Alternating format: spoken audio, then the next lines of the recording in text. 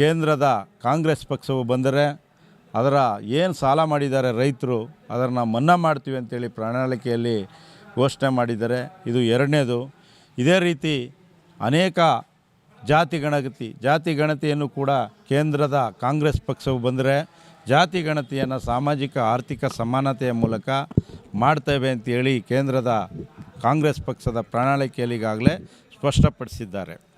ಅದೇ ರೀತಿ ರಾಜ್ಯ ಸರ್ಕಾರದಲ್ಲೂ ಕೂಡ ನುಡಿದಂತೆ ಸರ್ಕಾರ, ಕಾಂಗ್ರೆಸ್ ಪಕ್ಷದ ಸರ್ಕಾರ, ನಡೆದಂಥ ಸರ್ಕಾರ, ಸಿದ್ದರಾಮಯ್ಯನವರ ಸರ್ಕಾರ ಮತ್ತು ಉಪಮುಖ್ಯಮಂತ್ರಿಗಳಾದ ಶ್ರೀ ಡಿ.ಕೆ. ಶಿವಕುಮಾರ್ ಅವರ ಸರ್ಕಾರ, ನಮ್ಮೆಲ್ಲರ ಕಾಂಗ್ರೆಸ್ ಪಕ್ಷದ ಸರ್ಕಾರ. ಈ ಸರ್ಕಾರವು ಈಗಾಗಲೇ ಪ್ರತಿ ಗೃಹಲಕ್ಷ್ಮಿ ಮನೆಯಲ್ಲಿರ್ತಕ್ಕಂಥ ಕುಟುಂಬದ ಯಜಮಾನಿಗೆ 2 ಲಕ್ಷ ರು ಹಣವನ್ನು ಈಗಾಗಲೇ ನೀಡ್ತಾ ಇದೆ. ವರ್ಷಕ್ಕೆ 24,000 ಹಣ ಪ್ರತಿ ಕುಟುಂಬದ ಹೆಣ್ಣು ಮಗಳಿಗೆ ಸೇರಲಿದೆ. ನಮ್ಮ ಕೇಂದ್ರ ಸರ್ಕಾರವೂ ಸಹ 1 ಲಕ್ಷ ಹಣವನ್ನು ಕೇಂದ್ರದ ಕಾಂಗ್ರೆಸ್ ಪಕ್ಷ ಬಂದರೆ ಕೊಡ್ತೇವೆ ಅಂತ ಹೇಳಿದ್ದಾರೆ. ಒಟ್ಟು 1,24,000 ಹಣ ಒಂದು ಕುಟುಂಬದ ಜೀವನಕ್ಕೆ ಸಿಗುತ್ತದೆ.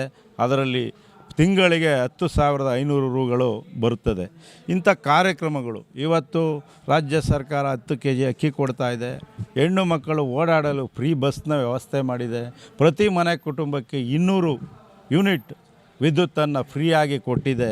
ಇವೆಲ್ಲವೂ ಕೂಡ ಸಾಮಾನ್ಯ ಜನರ, ಬಡ ರೈತರ, ಸಂಕಷ್ಟಕ್ಕೊಳಗಾದವರ ಎಲ್ಲ ಕುಟುಂಬಕ್ಕೆ ಇದು ನೆರವಾಗಿದೆ. ಇಂಥ ಕಾರ್ಯಕ್ರಮವನ್ನು ಕೇಂದ್ರ ಸರ್ಕಾರ ಏನಾದರೂ ಮಾಡಿದೆಯಾ? ಇವತ್ತು ಅದಾನಿ, ಅಂಬಾನಿ ಅನೇಕ ಜನರಿಗೆ ದೇಣಿಗೆ ಮೂಲಕ ಸಾವಿರಾರು ಕೋಟಿಯ ದೇಣಿಗೆಯನ್ನು ಇವತ್ತು BJP ಪಕ್ಷ ಸಂಗ್ರಹ ಮಾಡಿದೆ. ಒಟ್ಟಾರೆ 100%ಅಲ್ಲಿ 37% BJP ಪಕ್ಷನೇ ಸಾವಿರಾರು ಕೋಟಿ ಮೂಲಕ ದೇಣಿಗೆಯನ್ನು ಪಡೆದುಕೊಂಡಿದೆ. ಇನ್ನು 67%ಅಲ್ಲಿ ಎಲ್ಲ ಪಕ್ಷಗಳು ಕೂಡ ಅದು ಭಾಗವಾಗಿದೆ. ಅಲ್ಲಿಗೆ ಯಾರು ಭ್ರಷ್ಟಾಚಾರವನ್ನು ಎದುರಿಸಿ ದೇಣಿಗೆಯನ್ನು ಸಂಗ್ರಹ ಮಾಡಿದರೆ? BJP ಪಕ್ಷ. ಇವತ್ತಿರ್ತಕ್ಕಂಥ ಪ್ರಧಾನಿ ಮೋದಿ, ಅಮಿತ್ ಶಾ ಅಂಥವ್ರು ಹೊರತು ಕಾಂಗ್ರೆಸ್ ಪಕ್ಷದ ರಾಹುಲ್ ಗಾಂಧಿಯವರಲ್ಲ. ಹಾಗಾಗಿ ಕೇಂದ್ರ ಸರ್ಕಾರ ಇವತ್ತು ಪತನವಾಗಲಿದೆ.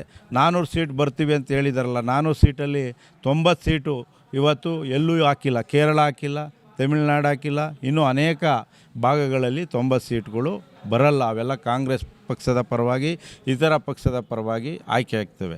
ಉಳಿದಂಥವು 300 ಚಿಲ್ಲರೆ. ಮತ್ತು 400 ಬರ್ತವೆ ಅಂತ ಪ್ರಧಾನಿಯವರು ಹೇಳ್ತಾರೆ, ಅಮಿತ್ ಶಾ ಅವರು ಅವ್ರಿಗೆ ಬರೋ ಅಂಥದ್ದೇ 300 ಚಿಲ್ಲರೆ ಅಂತ ನನ್ನ ಭಾವನೆ. ಅವ್ರು ಹೇಳ್ತಾ ಇರೋದು ಆ 300ರಲ್ಲಿ ಬರುವಂಥ ಸೀಟ್ಗಳಲ್ಲಿ ಕಾಂಗ್ರೆಸ್ ಇಲ್ವಾ, ಇತರ ಪಕ್ಷಗಳಿಲ್ವಾ, ಎಲ್ಲಿ 400 ಬರ್ತದೆ?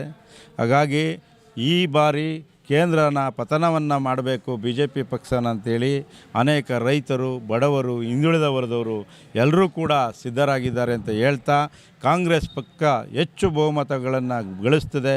ರಾಜ್ಯದಲ್ಲೂ ಕೂಡ 18 ಸ್ಥಾನವನ್ನು ಕಾಂಗ್ರೆಸ್ ಪಕ್ಷ ಪಡೆಯಲಿದೆ ಅಂತ ಈ ಮೂಲಕ ನಾನು ಹೇಳಲು ಬಯಸ್ತೇನೆ.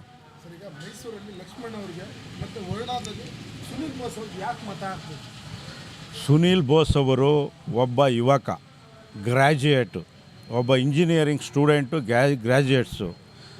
ಅವರು ಈಗಾಗಲೇ 18 ವರ್ಷಗಳಿಂದ ಮೈಸೂರು ಜಿಲ್ಲೆಯ ಎಲ್ಲ ಜನರ ಜೊತೆ, ಅವ್ರ ತಂದೆಯವರು ಸಚಿವರಾಗಿದ್ದಂಥ ಸಂದರ್ಭದಲ್ಲಿ ಎಲ್ಲರ ಕಷ್ಟ ಸುಖಗಳನ್ನು ಬಲ್ಲವರಂಥವ್ರು.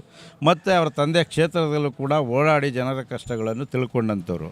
ಅಂಥ ಯುವಕರನ್ನು ಬೆಳೆಸಬೇಕು ಎಂಬುದೇ ಕಾಂಗ್ರೆಸ್ ಪಕ್ಷ. ಕಾಂಗ್ರೆಸ್ಗೆ ಯುವಕರನ್ನ ಒಂದು ಸ್ಥಾನವನ್ನು ಚಾಮರಾಜನಗರದಲ್ಲಿ ನೀಡಿದೆ. ಲಕ್ಷ್ಮಣ್ ಅವರು ಈಗಾಗಲೇ 2-3 ಬಾರಿ ಸೋತಿದ್ದಾರೆ.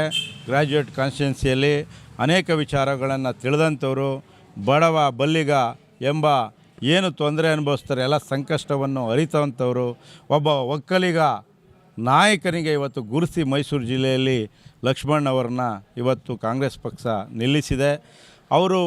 ಅವ್ರನ್ನ ಆಯ್ಕೆ ಮಾಡಬೇಕು ಅಂತ ನಾನು ಮತದಾರರಲ್ಲಿ ಮನವಿ ಮಾಡ್ತೀನಿ. ಅವ್ರ ಆಯ್ಕೆ ಆದರೆ ಮೈಸೂರು ಮತ್ತು ಕೊಡಗು ಹೆಚ್ಚಿನ ಅಭಿವೃದ್ಧಿ ಹೊಂದುತ್ತದೆ ಅಂತೇಳಿ ನನ್ನ ಭಾವನೆಯಾಗಿದೆ.